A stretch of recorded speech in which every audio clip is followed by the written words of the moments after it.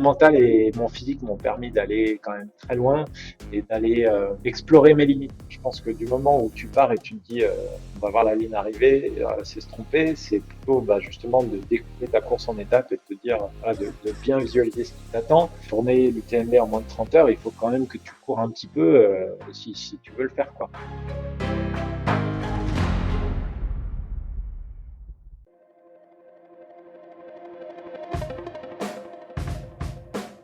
Bienvenue sur Les Frappés, le podcast sur le dépassement de soi et l'aventure. Je suis Loïc Blanchard, entrepreneur, coach et préparateur mental certifié. J'ai été pendant plusieurs années sportif de haut niveau en judo avant de quitter les tatamis pour me consacrer à des sports de plein air comme le triathlon ou partir m'évader sur des treks engagés. Récemment, je suis devenu finisher de la PTL, un ultra-trail de 340 km autour du Mont Blanc organisé par l'UTMB. Depuis la création des Frappés en 2020, j'ai deux objectifs. Le premier, c'est de vous faire découvrir des univers fascinants qui font rêver. Avec mes invités, on ira naviguer sur toutes les mers du monde. On participera à des expéditions dans les régions polaires ou en Himalaya. On découvrira l'envers du décor de l'entrepreneuriat et du sport de haut niveau et on partira en mission avec des membres des forces spéciales. Le deuxième, c'est de vous aider à croire en vos propres rêves et à passer à l'action grâce au partage de ces invités exceptionnels. On sous-estime largement ce dont on est capable physiquement ou mentalement et je suis convaincu qu'une petite conversation peut déboucher sur de grands changements. On a en moyenne 4000 semaines à vivre sur Terre, alors autant les vivre à fond. Comment est-ce qu'on se prépare pour l'UTMB tout en travaillant au développement d'un office du tourisme et en sensibilisant les jeunes générations à la fragilité de l'environnement ? Eh bien, c'est la question que j'ai posée, entre autres, à Florian Olivier, mon invité de la semaine, qui est responsable de l'Office du tourisme du Pilat, qui travaille avec les écoles de sa région en tant qu'accompagnateur en moyenne montagne et qui, accessoirement, prendra le départ de l'édition 2023 de l'UTMB. Bon, vous l'aurez compris, on a affaire à un amoureux de montagne qui aime transmettre sa passion et qui va nous expliquer le fil rouge qui relie toutes ses expériences, mais également comment il les mène de front. Mais ce n'est pas tout, puisque Florian est également le team leader de l'équipe athlète de Simalp qui sponsorise cet épisode. Simalp, c'est une marque française créée en 1964 par des amoureux de montagne pour des amoureux de montagne. Ils conçoivent des équipements de trail, d'alpinisme, de ski ou encore de randonnée, donc c'est assez varié, mais ça reste toujours dans l'univers de la montagne. Ils mettent l'accent sur la technicité, la durabilité, l'innovation et l'accessibilité de leurs produits, ce qui est plutôt pas mal pour nos portefeuilles. Personnellement, j'adore le matos outdoor, je réalise des tests pour plein de marques différentes depuis plus de 10 ans, donc je reconnais un produit de qualité quand j'en ai un entre les mains. Et dans le cas de Simalp, j'ai eu l'occasion de partir en montagne avec plusieurs de leurs pièces emblématiques. Première couche, veste isolante, veste étanche, short, pantalon, et franchement, ça n'a été que des bonnes expériences. Les produits sont bien pensés, c'est robuste, et en plus, c'est français. Un détail que j'adore, ce sont les pictogrammes qui présentent les caractéristiques techniques de chaque produit, isolant, étanche, anti-odeur, etc. Ce qui est super pratique quand vous commencez à avoir pas mal de vêtements outdoor dans votre placard et que vous vous y perdez. Simalp commercialise en direct sur internet, ce qui leur permet d'offrir des tarifs très compétitifs, donc foncez faire un tour sur leur site simalp.fr, cimalp.fr. Excellente écoute à vous les frappés.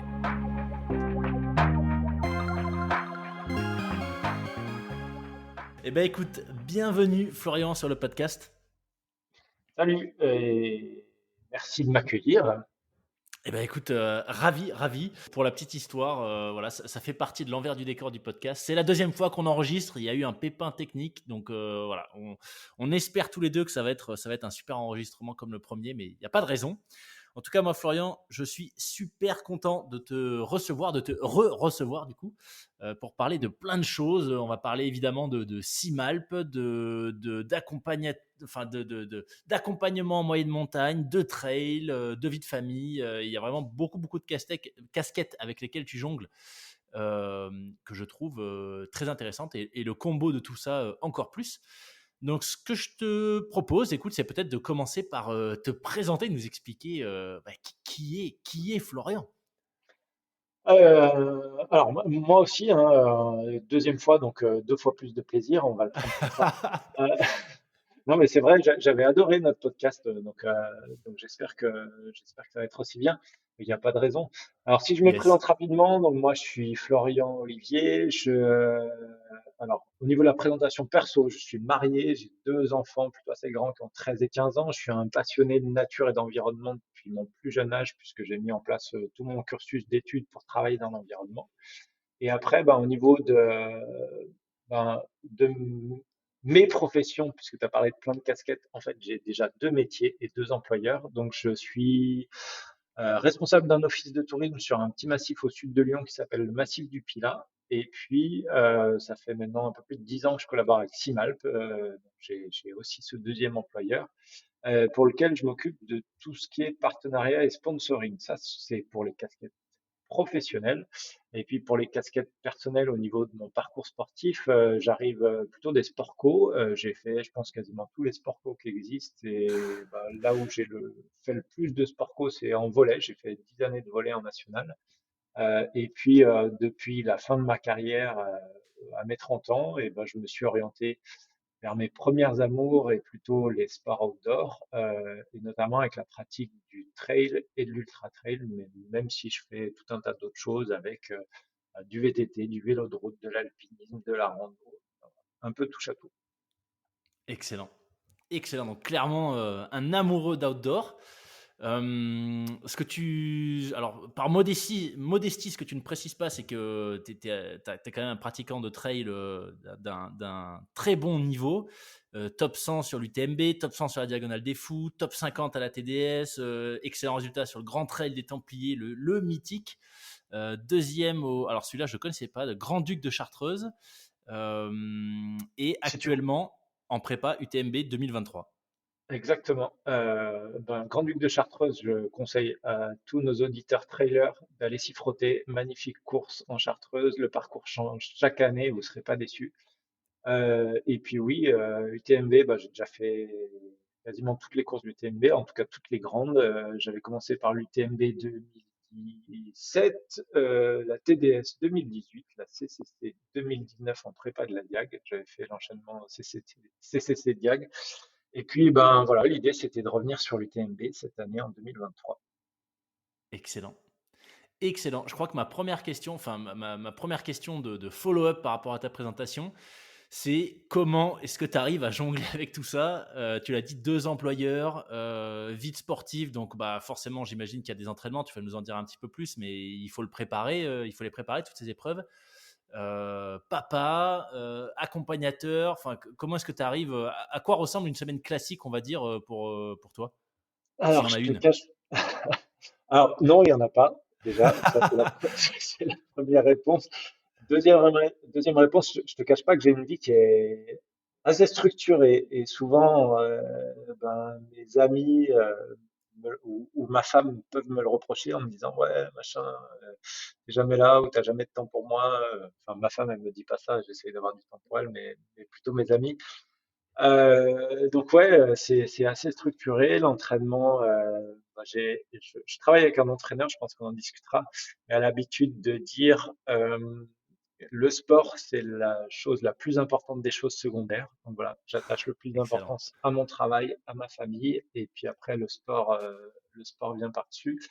Mais mine de rien, ouais, c'est en gros le travail de 8h30 jusqu'à 17h, 17h30 et l'entraînement, bah, soit le matin, soit entre midi et deux parce que j'ai la chance bah, de travailler sur un massif de montagne, d'avoir une douche au travail, donc entre midi et deux pour optimiser le temps. Ou alors en fin de journée, tu vois, par exemple, hier, fin de journée 17h30 et 2h20 de crapahute en montagne. Oh, punaise. Waouh. Alors, forcément, mes questions vont être un peu biaisées parce on avait déjà échangé et moi j'avais retenu, enfin j'étais reparti de notre premier échange avec plein de bons conseils, en tout cas plein de sujets sur lesquels aller creuser un peu. Tu m'avais parlé lors du premier enregistrement de l'approche de ton coach qui est finalement, alors attends, tu avais utilisé un terme qui était mieux s'entraîner pour mieux s'entraîner, il me semble, voilà, une Alors, espèce de mieux, punchline un peu mieux, comme ça. ah, alors, mieux s'entraîner pour mieux s'entraîner, ça marche pas. Mais oui, oui, je vais je vais te parler de mon coach. Alors, beaucoup, là aussi, je pense que beaucoup de nos auditeurs le connaissent, ou alors si vous le connaissez pas, n'hésitez pas à aller faire un petit tour sur ses réseaux sociaux. Il est pas mal présent sur les réseaux sociaux. Donc, mon coach s'appelle Sébastien Cornet, donc c'est un entraîneur diplômé. Si vous choisissez de travailler avec un entraîneur, c'est toujours mieux de choisir un entraîneur diplômé. N'hésitez pas à aller voir Yes. s'il a une carte pro, ça peut toujours servir. Ça veut dire qu'il a été formé et qu'il est libre d'enseigner contre rémunération. Voilà, donc ça, c'est un petit aparté. Et donc, Seb est à l'initiative de ce qu'on appelle l'école de trail en France. Donc, il forme des éducateurs sportifs à l'école de trail et à sa méthode, qu'il a appelée la méthode Seth Cornett pour être original. Et son leitmotiv, c'est tout simplement moins courir pour mieux courir. Voilà. Voilà, ouais. Donc, l'idée, c'est d'optimiser l'entraînement. Alors, ça ne veut pas dire que je ne cours pas, hein, bien loin de moi l'idée de dire que je cours pas du tout. Par contre, quand je m'entraînais seul, j'avais plutôt tendance à faire beaucoup de volume en course à pied. Alors que là, d'une part, j'ai moins de temps pour, pour passer beaucoup de temps dehors. Et d'autre part, ça me permet d'optimiser mon entraînement. Je vieillis aussi, donc essayer de m'éloigner un petit peu des blessures, même si elles me rattrapent parfois. Donc avec une préparation différente de ce que j'avais pu connaître à base de beaucoup plus de mobilité, de renforcement musculaire. On fait beaucoup de séances de force, que ce soit à vélo, etc. On fait beaucoup d'entraînements croisés, vélo, ski, VTT. Donc voilà, ça fait 4 ans que je me challenge avec lui, et avec des préparations qui ont été vraiment intéressantes. Et j'ai l'impression une optimisation de mes performances et de mes résultats. Ouais. Super. Super intéressant ce sujet de, tu vois, de l'approche de l'entraînement, puisque il y a un épisode qui sortira après le tien, qui est avec une des ambassadrices de Simalt, Marilyn Nakache, la vainqueur de l'édition 2023 du Marathon des Sables, vainqueur féminine. Et elle expliquait que elle, son souci, c'est la difficulté à gérer le repos, qu'elle voilà, elle veut toujours en faire un peu plus, s'entraîner, Et s'entraîner, ouais, s'entraîner. Donc c'est après, intéressant après, de voir finalement, tu vois, les écoles un peu différentes. ouais, après Marlene, je la connais bien, hein, puisque c'est l'une de mes athlètes. Mais oui, oui, après, il faut faire attention de ne pas tomber à l'inverse dans ce qu'on appelle la bigorexie. On a tous, je Ouais. pense, quand on fait de l'ultra-endurance, tendance à être bigorexique et de se dire, j'en ai pas fait assez, j'ai pas assez de volume, etc. Après, voilà, je pense qu'il faut savoir raison garder. Il y a aussi l'autre chose, c'est d'avoir du temps pour le faire, puisque Marilyn, elle a quand même dédié son organisation personnelle au niveau, enfin, autour de sa pratique sportive. Et elle peut s'entraîner beaucoup parce qu'elle se repose beaucoup. Moi, à l'inverse, j'ai quand même peu de temps de repos dans une semaine. Donc, l'idée, c'est d'éviter de trop charger l'organisme Hmm. pour éviter de l'épuiser, quoi. Ok. Là, pour ouvrir une toute petite parenthèse sur ta prépa UTMB, au moment où on enregistre, on est le 2 août, donc un mois moins un jour avant le départ de l'UTMB. T'es dans quelle phase du coup de ton programme d'entraînement pour cette course en particulier? Alors là, c'est les derniers blocs de charge, puisqu'on va se retrouver ouais, à peu près 25 jours de l'événement. Donc, un gros bloc de charge la semaine dernière, avec notamment 80 et 5000 à pied le week-end dernier. Ah ouais. Cette semaine, ça va tourner à peu près, ouais, c'est pareil. J'ai fait une grosse sortie hier, un peu de muscu ce soir, et à nouveau un gros bloc vendredi, samedi, dimanche. Et puis après, petit à petit, la charge va diminuer pour arriver avec la fraîcheur sur l'événement, quoi. Ok. Mm. Excellent. Excellent. Et un objectif en particulier pour toi cette année? Alors moi, j'ai toujours l'habitude de jamais me fixer d'objectif de résultat, enfin Ok. en tout cas de place. Je pars jamais au départ d'une course en me disant, je vais finir dans les 50 premiers. Enfin, c'est tellement dépendant du plateau et des athlètes qui sont sur place que moi, l'objectif, c'est souvent un objectif de temps et de me dire, soit j'ai sous-performé parce que je suis loin de mon objectif, soit j'ai performé et j'étais vraiment dans ma fourchette, soit j'ai surperformé parce que j'ai dépassé les objectifs de temps que je m'étais fixé. Ça permet de pas être déçu et d'avoir des repères en course, de se dire, où est-ce que j'en suis de mon avancée par rapport à mes objectifs initiaux, quoi. Ok. Excellent. Tu disais que tu as fait quasiment toutes les courses de l'UTMB, en tout cas les grandes, les mythiques, CCC, TDS, etc. Qu'est-ce que tu trouves, toi, personnellement, sur ce type d'épreuve? Alors, on a bien compris que tu es un amoureux d'outdoor, d'environnement, voilà, de contact avec la nature, mais d'un point de vue tu vois, sportif, qu'est-ce que ça t'apporte personnellement, l'ultra trail? Alors, Moi, j'ai toujours fait depuis tout petit du sport à travers le prisme de la performance. Après, Ok. je comprends tous les gens qui n'ont rien à fiche de la performance. Moi, voilà, j'ai toujours vécu le sport à travers le côté perf. Et dans la course à pied, un des seuls moyens, je pense, de se challenger au niveau de la performance, c'est de s'accrocher à un dossard et d'aller voir ce qu'on a dans le ventre. Après, c'est ce que je te disais juste avant, hein. Moi, l'idée, c'est pas de voir si je suis meilleur que celui qui est à côté de moi sur la ligne de départ, mais c'est voir jusqu'où moi je suis capable d'aller. Après, qu'est-ce que je trouve de chouette dans ces épreuves? Eh ben, d'une part de bénéficier d'une organisation rodée et d'un autre côté, de découvrir des massifs.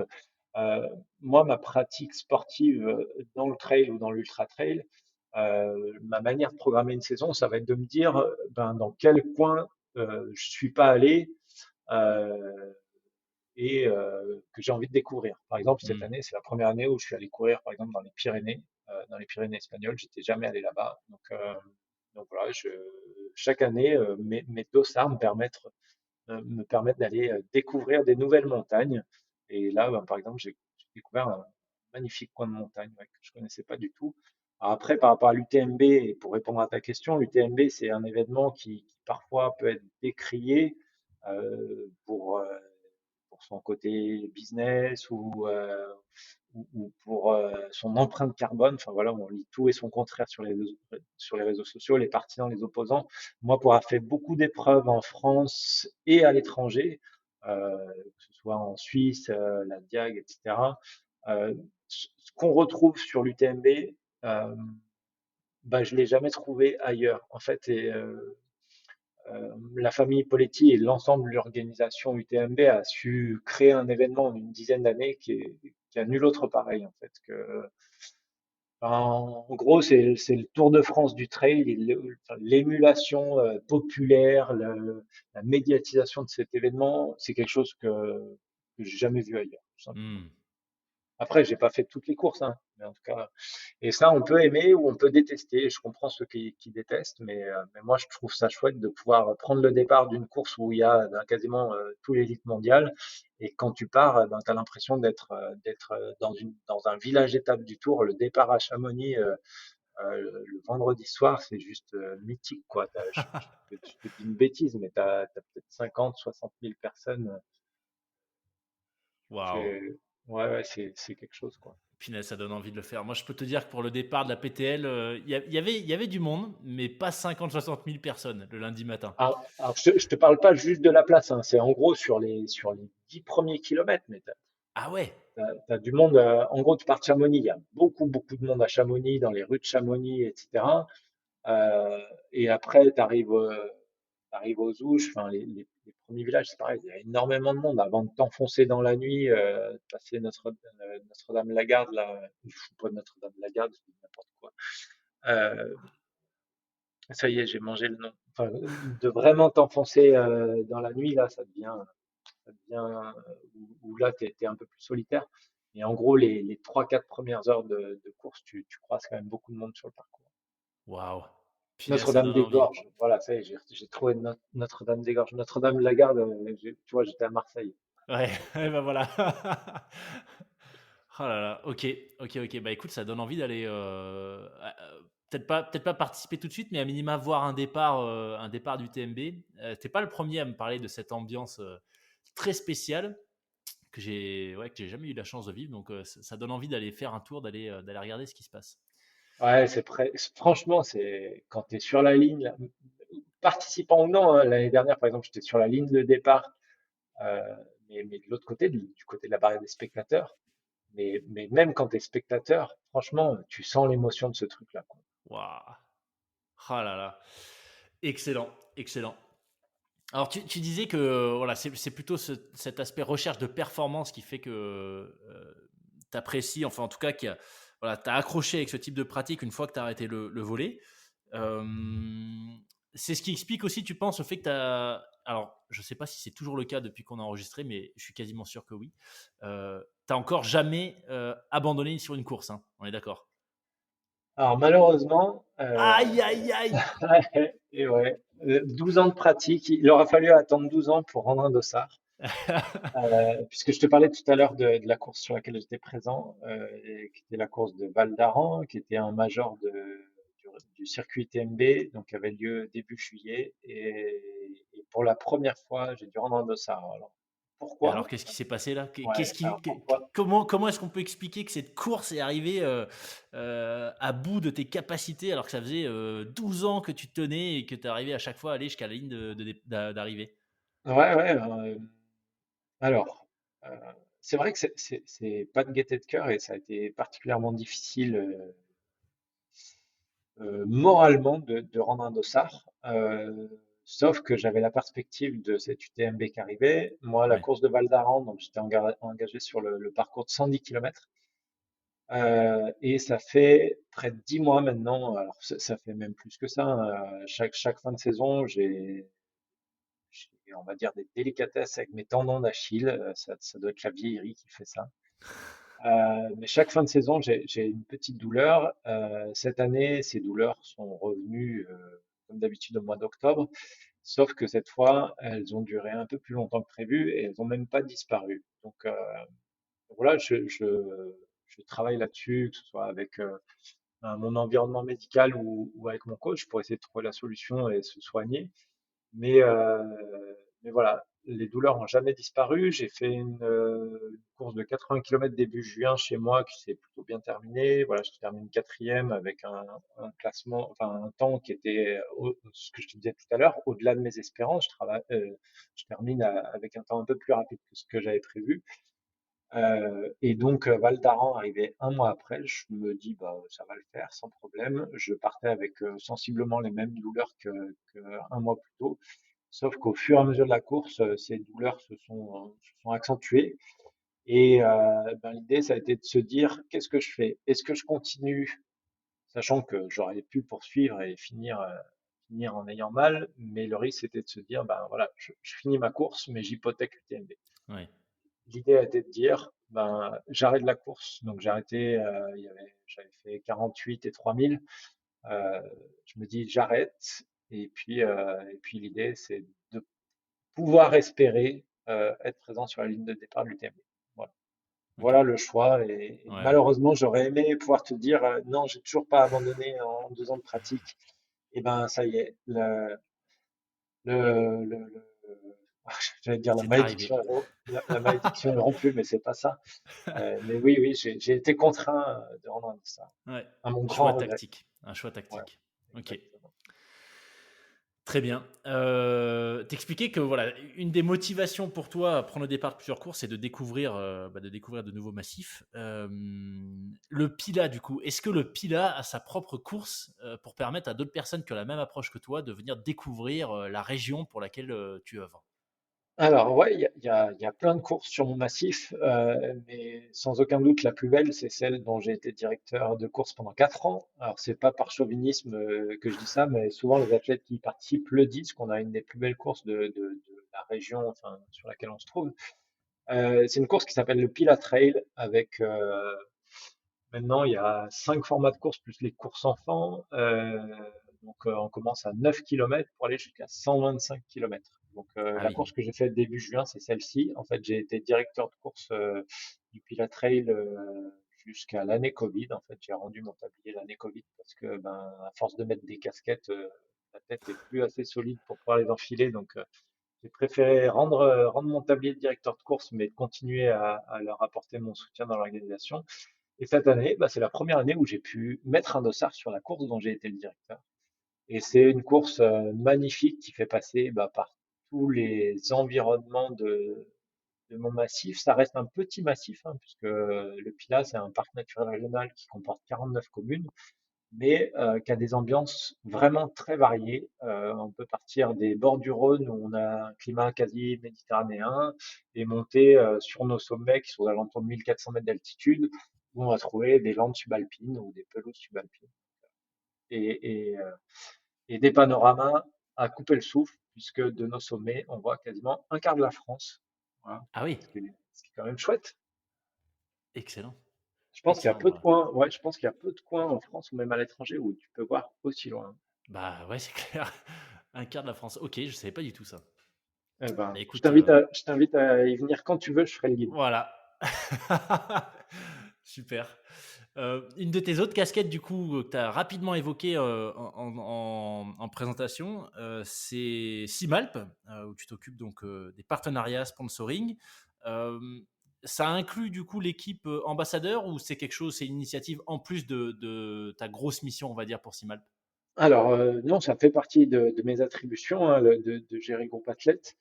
Euh, pour faire un peu d'histoire, en fait, si tu veux, moi j'ai commencé à collaborer avec Simalp en 2012 parce qu'on est rentré en contact avec le directeur Lionel. Le courant est très bien passé. Et puis petit à petit, il m'a demandé de faire de plus en plus de choses pour la marque sans en être salarié.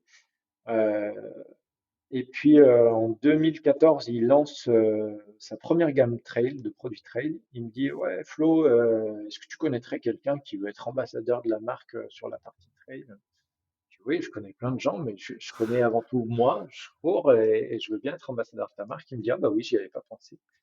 Donc je deviens ambassadeur de la marque et en 2016, je lui dis, ben, si tu veux continuer à percer dans le marché du trail, qui était un marché en plein essor, je lui dis, il va falloir créer un groupe athlète. Donc, on crée un groupe athlète en 2016. À l'époque, on était très peu connus dans le marché du trail. Donc, on recrute surtout des athlètes, on va dire, régionaux, mais qui nous ont permis de continuer à faire connaître la marque et puis petit à petit de monter en gamme. Donc, moi, d'année en année, l'objectif, ça a été d'aller recruter des profils qui correspondaient aux valeurs de la marque et qui étaient des profils de plus en plus performants pour arriver à l'équipe qu'on a aujourd'hui. Aujourd'hui, j'ai 11 athlètes trailers qui font partie, pour certains, des meilleurs performeurs français. On a par exemple Rémi Brassac qui a fini cinquième des récents championnats de France, qui là, bah, le week-end dernier, était sur la 6000D. Il finit troisième à 7 secondes de Baptiste Chassagne, Waouh.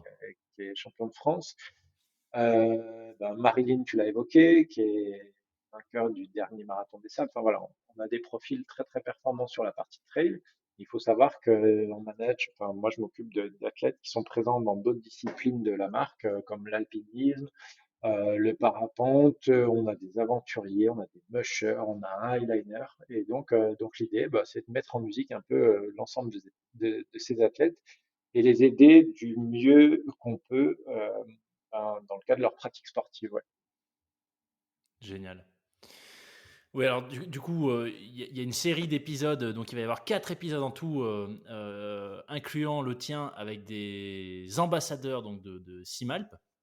Et effectivement, donc il y a 2 traileuses, voilà, je fais un petit peu de teasing et alors Thierry, comment qualifier Thierry? Un aventurier de l'extrême, je sais même pas. On parle de Lydie Tarot dans l'épisode, donc je sais même pas comment qualifier ce qu'il fait. De l'ultra ultra trail XXL, j'en sais rien. Mais voilà, donc des profils assez variés. T'évoquais les valeurs de la marque. Du coup, j'ai une double question pour toi. Est-ce que tu pourrais nous faire peut-être un petit récap, une présentation de l'histoire de Simalp, puisque bah, tu vois, je ne savais pas que le trail était arrivé chez Simalp en 2014. Je pensais que c'était un peu plus ancien que ça. Donc, que faisait la marque initialement Ouais. et les valeurs, comment tu expliquerais, tu vois, comment est-ce que tu présentes ces valeurs peut-être à un Bah, sportif ou une sportive que tu approches? tu vas voir, c'est assez simple puisque ça fait partie de mon travail de tous les jours. J'ai passé mon après-midi au téléphone à parler de partenariat, donc ça va être Ah assez bah simple. parfait. Alors, qui est Simalp? Alors, Simalp, souvent on entend parler de nous de manière assez récente, mais c'est une marque qui est ancienne, qui est née en 64, qui va fêter ses 60 ans l'an prochain, qui a été créée par un passionné de montagne et qui trouvait pas les vêtements qui lui convenaient pour sa pratique. Il s'est dit, bah, vu que je les trouve pas, je vais les faire. Donc ça se passe en 64. Ensuite, la marque va avoir différentes phases de croissance et de déclin pour, dans les années 80, être prise par le papa de notre directeur actuel, qui avait un groupe textile et qui rachète la marque Simalp, qui est revendue principalement dans les réseaux de distribution. Et à cette époque-là, ben, la marque est présente avec, on va dire, trois grands univers, la randonnée, l'alpinisme et le voyage. Donc ça, c'est des D'accord. gammes qu'on a toujours. À la fin des années 90-2000, le secteur textile et textile outdoor est un peu en crise et donc Simalp fonctionne pas très bien. Et donc l'idée est ben voilà, de mettre fin à l'aventure Simalp parce qu'elle elle vit plus très bien. Sauf qu'à cette époque-là, Lionel, qui est notre directeur actuel, qui est ingénieur de formation, dit à son père, bah non, Simalp, c'est l'histoire de notre famille. Moi, j'ai connu ça depuis que je suis tout petit. Lionel avait commencé à créer ses premières entreprises avec des associés. Et il dit à son papa, ben, garde encore la marque et moi, je vais la reprendre. Sans aucune expérience dans le textile, etc. Et donc ça arrive en 2008. Lionel reprend la marque en 2008. Donc, jeune patron dynamique avec une obsession et une idée en tête de se dire, eh ben, moi, la marque, je vais plus la vendre comme elle était vendue. Je vais plus la vendre dans un réseau de distribution, mais je vais la vendre en ligne. Et donc ça, c'est un vrai pari, puisque 2008, ça nous ramène à l'origine de la vente en ligne, quoi. Ouais. Maintenant, tout le monde a l'habitude d'acheter ses trucs sur Internet, mais à l'époque 2008, bah, c'est vraiment le début. Et donc Lionel, il fait ce pari-là et qui va permettre en fait différentes choses, mais notamment de rester sur ce qui fait notre force, c'est-à-dire le rapport qualité-prix. L'idée, nous, c'est de proposer des produits très techniques, mais à prix compétitif. Et ça, c'est toujours le cas, hein, c'est ce qui nous anime de faire ça. Et donc, les débuts sont un peu difficiles, mais assez rapidement, la mayonnaise prend et donc Simalp poursuit sa croissance pour arriver à 2023 où maintenant, eh ben, enfin, moi, je te dis, j'ai commencé à collaborer en 2012, il devait y avoir 5 personnes dans l'entreprise et actuellement, on est un peu plus de 30. Voilà, Ah pour oui, te donner belle une idée de la croissance, ouais. croissance en une dizaine d'années.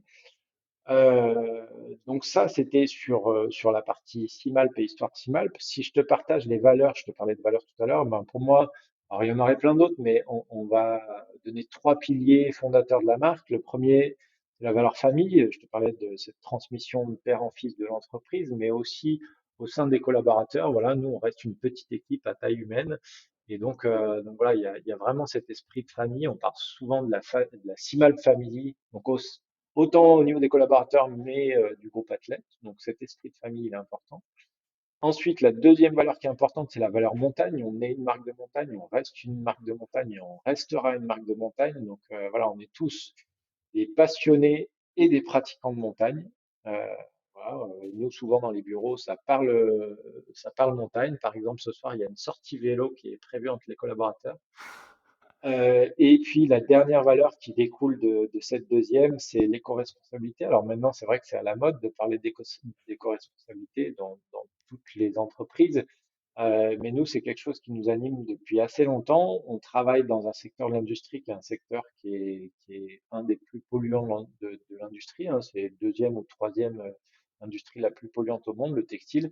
Et c'est de se dire, bah, comment dans notre activité de tous les jours, depuis la production jusqu'à la consommation finale et la livraison chez le client, et ben, comment on peut réduire notre impact et notre empreinte sur notre environnement et notamment l'environnement montagnard qui est quand même bien chahuté par tous les changements qu'impose notre société actuellement à l'environnement. Ouais. Sur ce dernier point, est-ce que tu as des exemples que je trouve très intéressants, tu vois, je ne savais pas que l'industrie textile était autant en mauvaise posture, on va dire, enfin, faisait autant figure entre guillemets, de mauvais élèves. Donc, je serais curieux de savoir, tu vois, qu'est-ce que vous avez réussi à mettre en place pour diminuer cet impact? Alors, je ne vais pas faire un listing exhaustif, mais je peux prendre quelques exemples précis. On peut parler notamment bah, du sourcing de nos vêtements. Ça fait plusieurs années maintenant qu'on met en place des références qui sont biosourcées avec des tissus qui sont soit 100% recyclés, soit à base de fibres végétales. Euh, on a développé pour les livraisons auprès de nos clients une pochette qu'on appelle la pochette infinie, qui est 100% recyclée, 100% recyclable et qu'on met à disposition des autres opérateurs du marché. Ça veut dire que nous, on les utilise, mais si d'autres marchands de l'Internet veulent utiliser nos pochettes, ils peuvent le faire. Euh, J'aurais mille idées à te donner, mais voilà, c'est un exemple Oui, basique de choses qui sont mises en place. Au niveau de la production, nous, ça fait ben, plus de 15 ans qu'on travaille avec des usines qui sont des usines. Je peux te parler des usines qui sont en Chine, euh, Et sur ces usines-là, ben, par exemple, l'idée, ça a été d'accompagner les usines dans l'amélioration des conditions de travail de leurs ouvriers avec un salaire qui est euh, quasiment 30% plus important que ceux qui sont sur que les entreprises qui sont sur le secteur. Euh, le,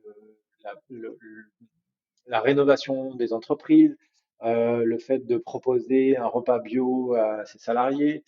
Euh, Ça fait plus de 10 ans qu'on n'utilise plus les PFC dans nos vêtements membranés. Voilà, il La y en liste est a longue, ouais. beaucoup. Ouais, il y en a beaucoup, beaucoup, beaucoup. Super. Ça m'amène du coup, ça fait une super transition par rapport à la notion, tu vois, en tout cas, de sensibilisation à la fragilité de l'environnement, de réduction de l'impact, j'ai envie de dire un peu d'éveil des consciences. Ça fait une chouette transition avec une de tes autres activités qui est celle d'accompagnateur en moyenne montagne.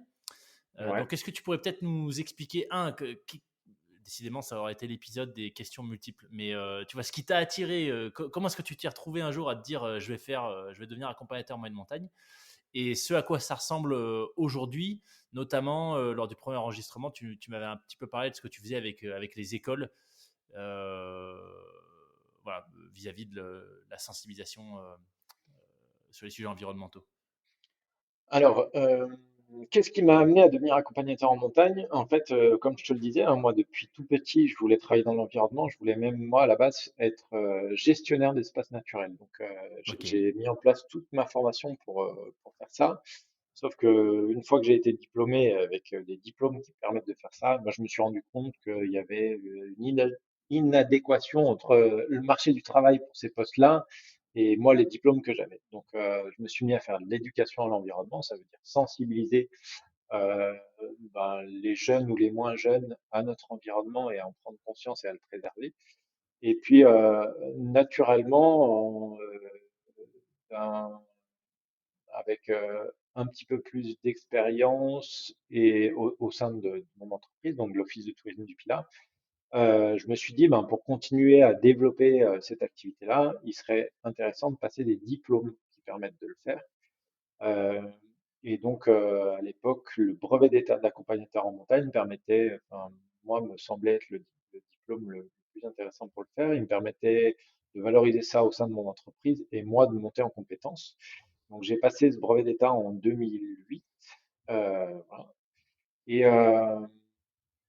avec la réforme des brevets d'État, ce brevet d'État est devenu un diplôme d'État. Donc, nous, on nous permettait d'avoir une passerelle pour aller du brevet d'État au diplôme d'État. Donc, j'ai fait ça en 2016, je crois.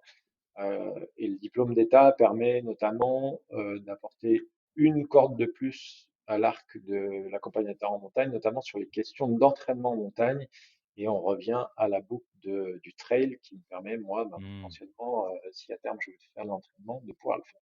Donc ça, c'est pour la Ok. partie diplôme. Pour la partie sensibilisation, bah, c'est vrai que c'est des choses qui me paraissent extrêmement importantes. Notre jeunesse d'aujourd'hui, eh ben, est sans doute beaucoup plus consciente que nous de la nécessité et de l'urgence à préserver notre environnement et ses richesses. Par contre, souvent, il faut l'éveiller, et notamment ben, les, les jeunes urbains ou citadins qui ont, pour beaucoup, pas la chance d'aller en extérieur. Et souvent, la seule opportunité qu'ils ont de le faire, c'est avec le cadre scolaire.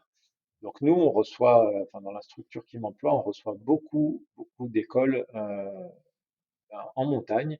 Et l'objectif, bah, c'est d'emmener ces clientèles, alors qu'elles soient urbaines ou moins, hein, mais en montagne et leur parler de l'importance de la préservation de notre environnement, des espèces qui vivent en montagne, etc. Et puis au-delà de ça, bah, moi je suis quelqu'un de passionné, j'adore transmettre mes passions et parler des sujets qui me passionnent. Donc voilà, ça me paraissait tout simplement naturel de pouvoir le faire dans le cadre de mon métier. Il y a un dicton qui dit fais de tes passions ton travail et tu n'auras plus à jamais travailler un jour de ta vie. Et ben, je Ouais. pense que pour le moment, je suis pas trop malheureux puisque ben, j'ai un cadre de bureau qui est plutôt sympa et je parle de mes passions tous les jours ou quasiment. Excellent. C'est intéressant ce que tu dis sur le fait, sur ta perception que les générations actuelles sont peut-être plus sensibles à toutes ces questions, tu vois, environnementales que par le passé. Alors, Euh, je ne sais pas si le bon mot est sensible, mais en tout cas, sont plus informés et plus conscients. ok, Tu vois, on a l'habitude de dire que les générations on va dire, depuis les années 90, c'est les générations du développement durable. Tu vois, les gamins à l'école, tous les jours, ils entendent parler de développement durable. Ils savent qu'il faut éteindre la lumière, qu'il faut fermer ouais, les robinets, qu'il faut pas jeter ses déchets dehors. Par contre, ils le savent, mais c'est pas pour ça qu'ils le font. hmm, Donc voilà, enfin, en tout cas, moi, dans mes activités de tous les jours, l'idée, c'est de se dire, ben, comment je peux éveiller les consciences et de se dire, bah ouais, on t'a appris ça à l'école, mais au-delà de te l'apprendre, il faut l'appliquer, quoi. Ouais, il faut l'appliquer. Et je te cache pas que c'est pas facile tous les jours, hein. L'éducation, c'est l'art de la répétition, et ben, c'est un peu ça. Voilà. ouais, Moi, j'aime bien, enfin, pour finir d'illustrer ça, alors ça paraît bateau, toutes les expressions et tout ça que j'emploie, mais moi, j'aime bien la philosophie du colibri, tu vois, quand je regarderai un peu plus tard dans mon rétro, c'est de se dire, ben ouais, moi, j'ai fait ma part. Je sais pas si tu connais cette histoire du colibri, là, ouais, ben voilà, c'est ça. J'ai fait ma part, ou j'ai l'impression, enfin, j'aurais l'impression d'avoir fait ma part. ouais, ouais, c'est une excellente approche. Eh ben, punaise, ça en fait des choses. Euh, pour revenir peut-être sur les valeurs de Simalp, et là je parle plus au Florian team manager ou team leader, je sais jamais quel est le bon terme, mais comment est-ce que Nous, toi on, t'as nous, dit on quoi, dit pardon? nous, on dit team manager, mais Team après, manager, ok, team manager. ouais, c'est parce qu'il faut coller une étiquette, hein. Moi, les étiquettes, Ouais, voilà. elles me plaisent pas trop, hein. Moi, tu Mais vois, bon, dans le groupe athlète, il y en a, ils m'appellent chef, il y en a, ils m'appellent Flo, il y en a, enfin, chacun. en tout cas, le fer de lance de cette équipe d'ambassadeurs, de représentants Simalp. Mais comment est-ce que tu t'assures justement du fit entre les valeurs de la marque, l'histoire de la marque et les personnes que vous approchez? Alors, dans le recrutement d'athlètes, quand on était à l'initiative de ce groupe athlète en 2016, on a fait un démarchage un peu tous azimuts puisqu'on a communiqué sur les réseaux sociaux. Maintenant, avec la notoriété qu'on a acquise, on n'a plus besoin de le faire. Moi, c'est soit des athlètes qui vont me démarcher, soit à l'inverse, moi, des athlètes que je suis et je me dis, ben ouais, ça pourrait matcher. Une fois que ça c'est dit, c'est-à-dire, ben, soit un athlète m'a contacté ou à l'inverse, moi je le contacte. L'idée, ça va être vite soit de se rencontrer, soit d'avoir un échange pour savoir d'une part quelles sont les attentes de chacun et d'autre part, ben, savoir si on a des atomes crochus, un peu, un peu comme dans une relation amoureuse, c'est de se dire, ben voilà, est-ce qu'on est fait pour vivre ensemble? Euh, pour le moment, depuis 2016, il n'y a pas eu trop de ruptures. Donc ça veut dire que les castings étaient souvent les bons. C'est arrivé une ou deux fois, mais au-delà de ça, enfin, voilà, moi, je passe quand même généralement beaucoup de temps à discuter avec l'athlète avant, avant de se dire on travaille ensemble. Mais voilà, en tout cas, moi je suis très fier du groupe athlète qu'on a su bâtir. Je suis très fier des valeurs sportives, mais également d'hommes. Moi j'aime bien les valeurs d'hommes, alors avec un grand H, hein, parce qu'on a aussi plein de femmes, mais les valeurs d'hommes que véhiculent nos athlètes, qui sont vraiment des beaux athlètes. Et moi je suis super fier d'être alors, au-delà du team manager, mais d'être leur grand frère et voilà, de les avoir régulièrement au téléphone, par message, etc. Enfin voilà, c'est pas galvaudé de dire tout à l'heure quand je te parlais de Team All Family. Enfin voilà, j'essaie d'être proche avec chacun de mes athlètes et et ben le retour que j'ai de leur part semble montrer qu'ils sont plutôt bien chez nous. Ouais. En tout cas, c'est l'impression que j'ai eue aussi, le son de cloche que j'ai eu en échangeant avec trois d'entre eux. Encore une fois, Alexia, Marilyn et Thierry, dont vous allez bientôt entendre parler sur d'autres épisodes. Mais ça allait être une de mes questions, justement, cette notion de Simal Family. Toi, ta stratégie, ou en tout cas la stratégie de l'entreprise, pour maintenir ce lien entre les différents athlètes, c'est laquelle? Est-ce que vous organisez, tu vois, je sais pas, des stages? Alors, tu parlais du ride, mais visiblement plutôt pour les collaborateurs ce soir.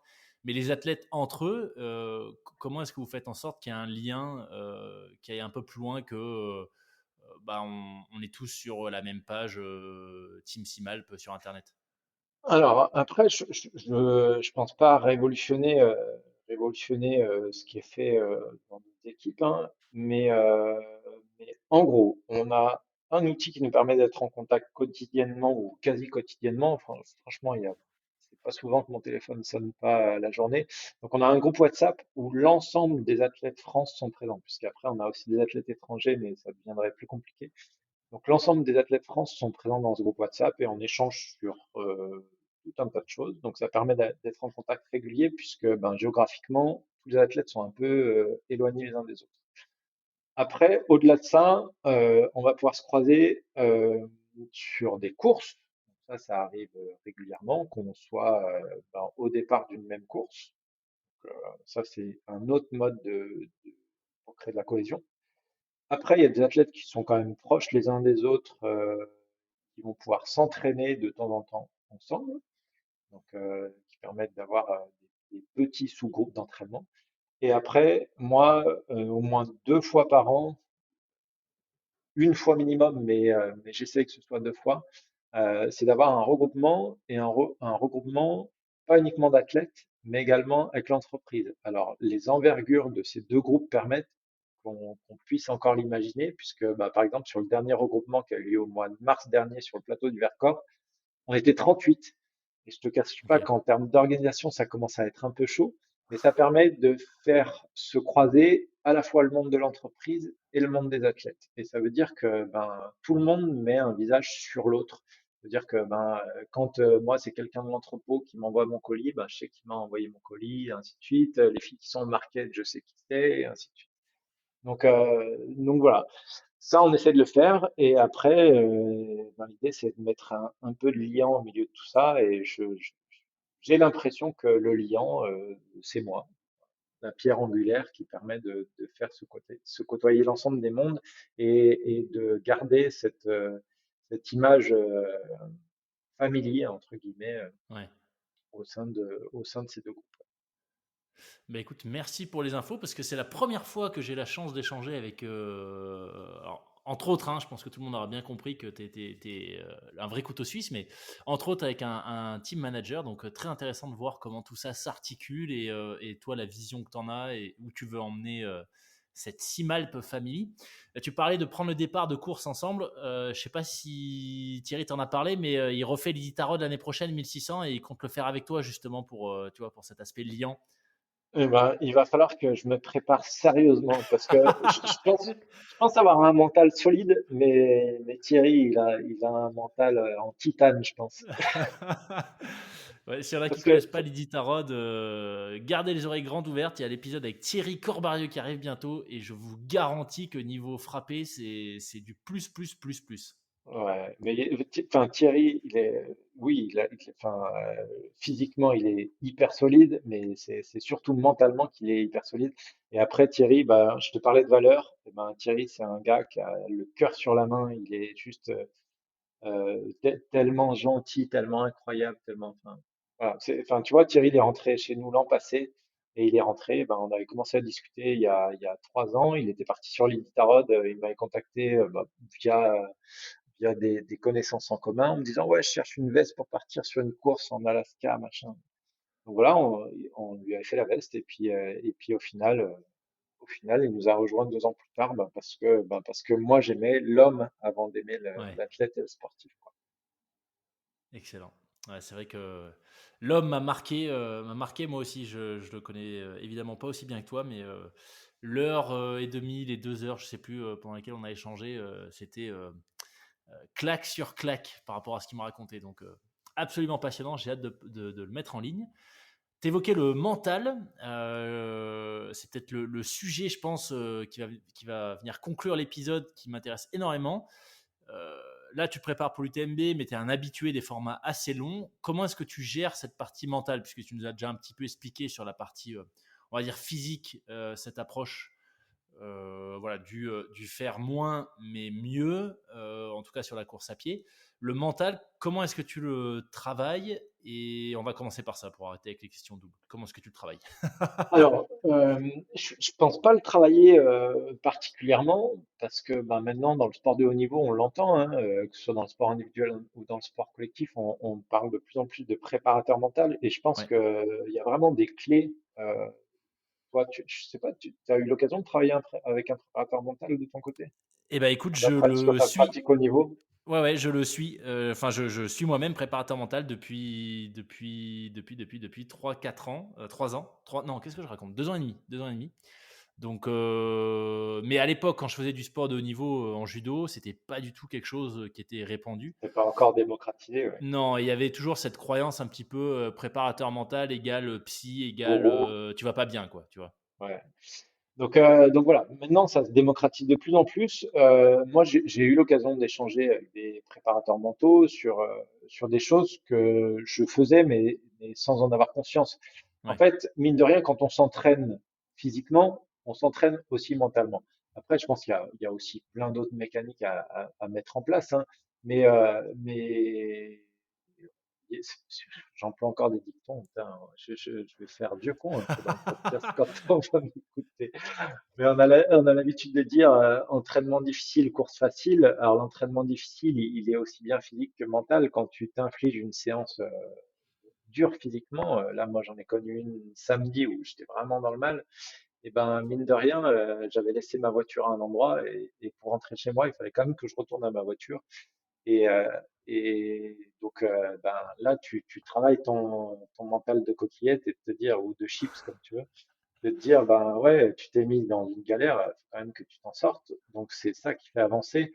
Euh, En compétition, c'est pareil, j'ai des leitmotivs, des routines. Alors soit des routines mentales de te dire, ben travailler sur l'imagerie mentale et te dire, ben, dans une phase difficile, essayer de voir plutôt le positif que le négatif, mais aussi des petites phrases et des petits gimmicks qui me disent quand tu es dans le dur, je crois que je te l'avais dit lors du premier podcast, mais en gros, si toi t'en chies, il y en a qui chient plus, ouais, qui en chient plus que toi. Enfin voilà, c'est de se dire, ouais, c'est dur pour toi, mais c'est dur pour tous les autres. Donc voilà, ça aussi, souvent, ça me permet d'avancer, d'aller un peu plus loin en disant, et puis mine de rien, bah, quand tu es sur une course et que c'est dur, bah, c'est quand même toi qui t'es mis dans la galère en disant, ouais, j'ai trop envie de faire cette course, quoi.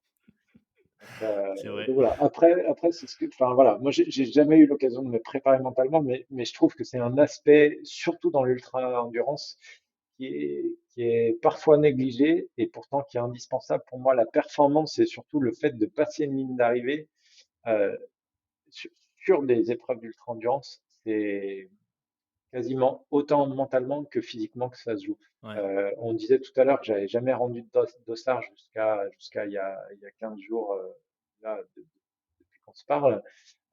Mais qu'est-ce qui m'avait fait, qu'est-ce qui m'a permis d'atteindre cet objectif? C'est bien souvent mon mental, hein. Pour avoir fait nombre de courses bien difficiles, euh, voilà, l'idée de passer la ligne, ouais, c'est ta tronche qui te fait avancer, hein. ouais. Tes jambes, elles te font avancer, mais c'est surtout ta tronche qui dit à tes jambes d'avancer, quoi. Et ça, t'as des, c'est super intéressant de, tu vois, t'entendre dire que finalement, sans avoir jamais vraiment fait en tout cas sans avoir jamais vraiment été accompagné, bah, évidemment, tu mets des mécanismes en place et c'est l'expérience qui parle. Quand tu as fait plus de 10 ans de trail, d'ultra comme toi, bah, évidemment que voilà, il y a des choses qui marchent que tu es capable de déployer en course. Mais est-ce qu'il y a des schémas un peu classiques, on va dire, c'est-à-dire sur les courses un peu longues, quand tu commences à sentir que tu arrives dans le mal, est-ce qu'il y a des choses que tu fais quasi systématiquement qui marchent pour toi, comme de la visualisation ou te répéter des choses positives ou je sais pas, est-ce que tu as ce type de mécanisme, tu vois, où tu suis presque des étapes, je fais d'abord ça, puis ça, et ça ira mieux? Alors, j'ai pas de schéma type, ou en tout cas, j'y ai jamais réfléchi. Après, l'idée sur les courses longues, c'est jamais de voir la ligne d'arrivée. Enfin, je pense que du moment où tu pars et tu te dis, on va voir la ligne d'arrivée, c'est se tromper, c'est plutôt bah, justement de découper ta course en étapes et de Ouais, te dire, voilà, de bien visualiser ce qui t'attend. Après, ben, quand tu t'engages sur des courses longues, tu sais qu'il va y enfin, je pense qu'un athlète qui s'engage sur une course longue en disant, ça va être trop bien pendant mes 10, 15, 20 heures de course, bah, il se trompe, parce que ça arrive. Enfin, moi, en tout cas, ça m'est jamais arrivé. Euh, et il va y avoir des moments difficiles, et ces moments difficiles, il faut être en capacité de les gérer et de les passer.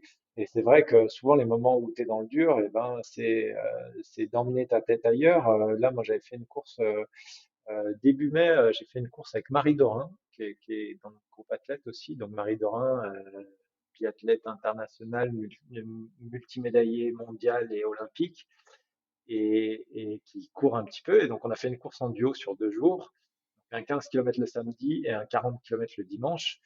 Sauf que Marie, enfin, voilà, elle court des courses courtes pour son plaisir, mais aller faire 40 km le lendemain d'un 15, voilà, ça lui paraissait compliqué. Et elle me dit, bah ouais, je le fais quand même parce que, bah, d'une part, j'ai envie de voir si j'en suis capable. Euh, mais voilà, le jour où on a été en course, eh ben, c'était pas trompé, ça a été difficile.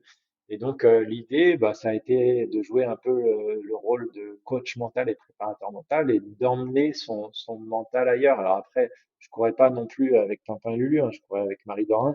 Et donc, l'idée, ça a été d'emmener son esprit ailleurs parce qu'à partir du 20e kilomètre, elle m'a dit, Flo, ça va être compliqué de finir, quoi. Et donc, on a parlé de tout un tas de choses. Enfin, je l'ai emmené ailleurs mentalement et elle a fini la course dans le dur, voire même dans le très dur parce que je crois qu'elle a même eu du mal à monter sur le podium après la Ah course. ouais. Ah ouais, ouais, Ouais, podium quand même alors. ouais, podium quand même. Bah, c'est Marie Dorin, quoi. Marie Ouais. Dorin qui est pas sur un podium. Ouais. Mais donc voilà, sur mes courses, c'est un peu ça aussi, c'est de te dire, bah, quand tu es dans le mal, emmène ton esprit là où il est bien, et puis ça te permettra de passer ce moment qui est compliqué, quoi, parce que ben, Hmm. il faut pas se le cacher, c'est compliqué, mais il faut continuer à avancer, surtout si tu veux voir la ligne d'arrivée et si tu veux tenir tes objectifs. Alors, peu importe ton objectif, hein, si c'est ton objectif, c'est juste de finir, bah, il faudra quand même avancer, quoi. Euh, donc voilà, mais en tout cas, ouais, on revient sur ce que je disais tout à l'heure. Moi, je pense que la préparation mentale, ouais, c'est un aspect qui est négligé, mais qui est ô combien important. Ouais. Bah, on en a un peu parlé. Enfin, j'aime bien poser la question aux sportifs, aventuriers, etc. Enfin, sportifs, sportives sur le podcast. On en a forcément parlé avec bah, Thierry, quand tu vois ce qu'il fait, c'est Ah bah, c'est évident. sûr, c'est Avec sûr. bah, Marilyn aussi, Alexia aussi.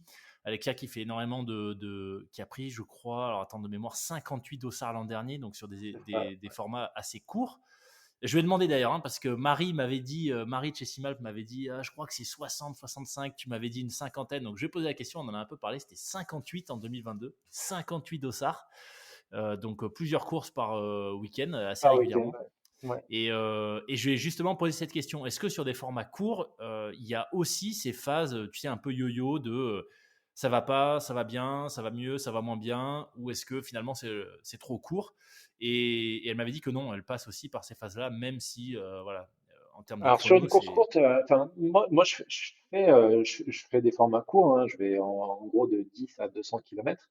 Et pour moi, sur une course courte, ça va. En fait, c'est moins prégnant. C'est une course courte, c'est soit c'est un jour avec, soit c'est un jour sans. Donc le mental il Ouais. joue, mais en fait c'est soit au départ de ta course t'es bien, soit au départ de ta course t'es pas bien. Et en fait c'est pas pendant la course où tu vas te connaître un trou d'air, enfin ou alors ça peut arriver, mais en gros c'est tellement court que tu vas te mettre chiffon et puis ça va passer. Enfin tu vois, dès que tu passes sur des formats maratrail où tu commences à être à 3, 4 heures de course, là, vraiment, tu peux connaître un moment vrai down où tu te dis, ben ouais, il faut que je trouve la ressource ben, pour que ça revienne, quoi. Ouais. Ouais. Et justement, qu'est-ce que t'ont appris ces 10-12 ans de pratique de trail, et en tout cas d'épreuves, sur tes capacités, alors j'ai plus envie de dire du coup mentales, tu vois, capacité de résilience, puisqu'on est sur le podcast de la résilience. Voilà, est-ce qu'il y a des enseignements qui te semblent assez évidents enfin, avec toute cette expérience que tu as engrangée au fil des épreuves? Ouais, moi je pense, enfin, je pense que du moment où on s'inscrit dans de l'ultra-endurance, alors qu'elle soit à pied, à vélo, en natation, enfin voilà, je pense que les gens qui s'engagent sur ce type d'épreuve sportive ou de challenge sportif, hein, t'as pas forcément besoin d'avoir un dossard pour faire ça. Il y a des gens qui font euh, de la grande itinérance, etc. Et pour moi, je pense que les gens qui s'inscrivent sur ce type d'effort, ils cherchent quelque chose, ils cherchent des réponses, et c'est un peu Hmm. mon cas, c'est de se dire, ben voilà, euh, c'est quand même de l'introspection, de se dire bah, jusqu'où je suis capable d'aller, jusqu'où mon corps peut m'amener, jusqu'où mon mental peut m'amener. Et moi, ce que j'ai appris sur ces 10 années de course, c'est que ben, mon corps, il peut beaucoup. Alors, j'essaye d'en prendre soin. On n'a qu'un corps, donc voilà, j'essaye d'en prendre soin. Mais j'arrivais de sports qui étaient, c'est ce qu'on a dit au début, hein, qui étaient des sports collectifs et des sports très peu endurants, puisque le volley, à l'époque, l'équipe avait fait un classement des VMA, des sports par VMA, et je crois que le volley, c'était pas très loin de la pétanque. Donc, tu vois, Ah au ouais. niveau, au niveau VMA, c'était pas top. Et, euh, et voilà, de me dire, ben, ouais, 10 ans plus tard, j'ai quand même fait, ouais, mon mental et mon physique m'ont permis d'aller quand même très loin et d'aller voir, d'aller explorer mes limites Hmm. sans les atteindre.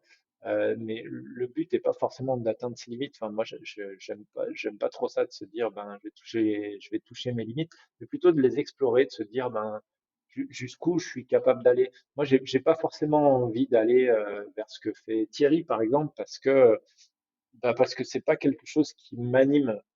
Je comprends les gens qui font ça et qui vont voir plus loin que les distances que je fais, mais moi j'ai encore envie d'avoir cette sensation de courir. Tu vois, même Ouais. sur un UTMB où tu te dis je fais 170 km, tu marches beaucoup, mais il y a encore beaucoup de portions où tu cours. Là, l'objectif de cette année, c'est quand même d'essayer de le tourner en moins de 30 heures. Euh, et Waouh. ben, tourner l'UTMB en moins de 30 heures, il faut quand même que tu cours un petit peu si tu veux le faire, quoi. Euh, donc voilà, moi ouais, je suis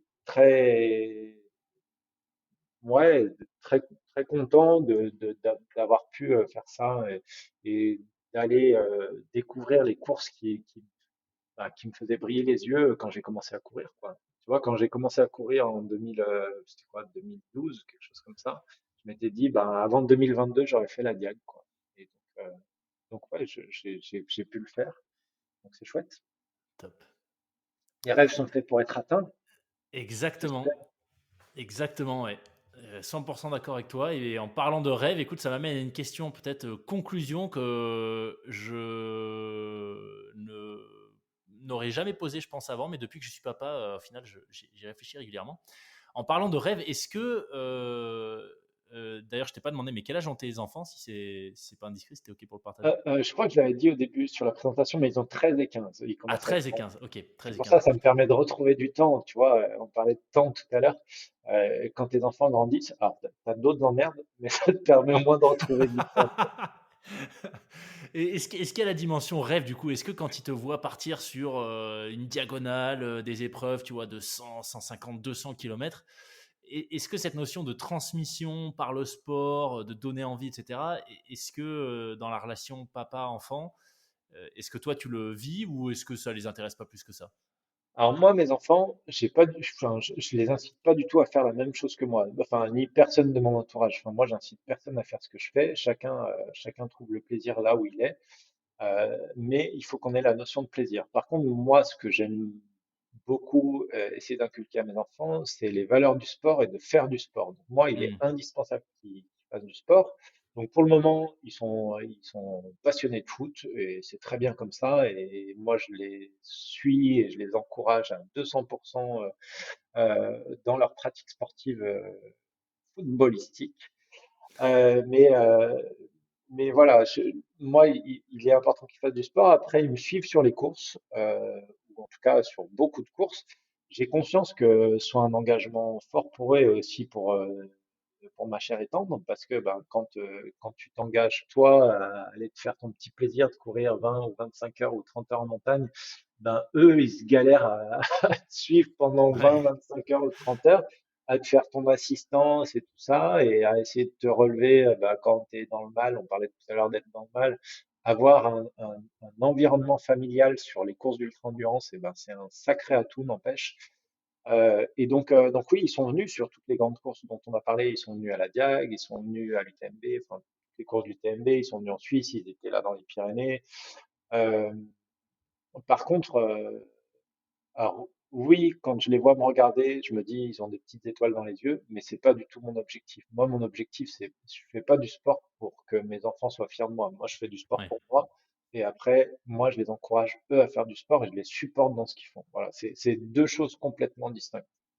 Je Ok. pense que c'est comme le sportif de haut niveau. Enfin, toi, tu vois, t'étais judoka, te dire, ouais, moi, mon fils, je veux pas qu'il dise, je fais du judo pour faire plaisir à papa. Ouais, ouais, ouais. Complètement. Voilà, tu vois le truc. Complètement. Ok.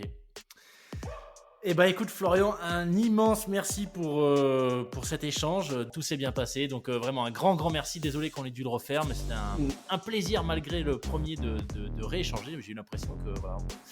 Je sais pas si c'était aussi bien. C'était Si, si. différent, en tout cas. Ouais, c'était différent, mais moi je me suis régalé. Et tu sais quoi, j'avais même pas renoté les questions que je t'avais posées. Voilà, j'ai eu une approche. Je me suis dit, on fait comme s'il y avait rien eu. Donc en tout cas, un grand merci pour ta dispo. C'était génial de rééchanger avec toi. Et puis, écoute, excellente fin de prépa pour l'UTMB. Ouais, je te remercie beaucoup, Loïc. Et puis, pour moi aussi, c'était un grand plaisir, même si c'était la deuxième fois. C'est toujours mieux la deuxième fois. Yes. Merci beaucoup, Florian. Bon, écoute, j'espère que les auditeurs prendront autant de plaisir qu'on a eu nous à discuter. Et puis à très bientôt. À bientôt, Florian.